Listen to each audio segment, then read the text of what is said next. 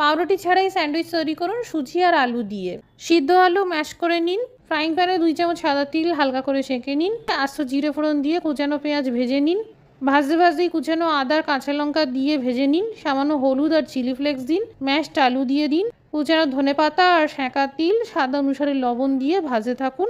একটি মিক্সিং বলে 2 কাপ সুজির অর্ধেক পরিমাণে 1 কাপ টক দই দিয়ে দিন। লবণ, চিলি ফ্লেক্স আর অল্প করে জল দিয়ে মিডিয়াম কনসিস্টেন্সি তৈরি করুন। এই সুজির ব্যাটারে 1 প্যাকেট ইনো মিশিয়ে দিয়ে যে কোনো স্টিলের পাত্রে সামান্য করে তেল লাগিয়ে মোল্ডে ঢেলে দিন।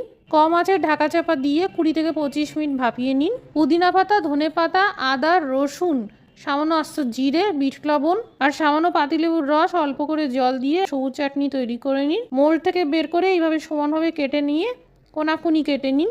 অনেকটা স্যান্ডউইচের মতন দেখতে লাগবে। এবার এই ধনেপাতার চাটনি বা টমেটো সস যে কোনো একটা লাগিয়ে নিতে পারেন।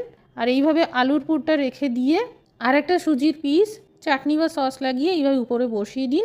আর মাঝখান থেকে এইভাবে অর্ধেক করে কেটে নিন। এই সুজির স্যান্ডউইচগুলোকে হালকা করে ভেজে নিন। তৈরি হয়ে গেল পাউরুটি ছাড়াই স্যান্ডউইচ।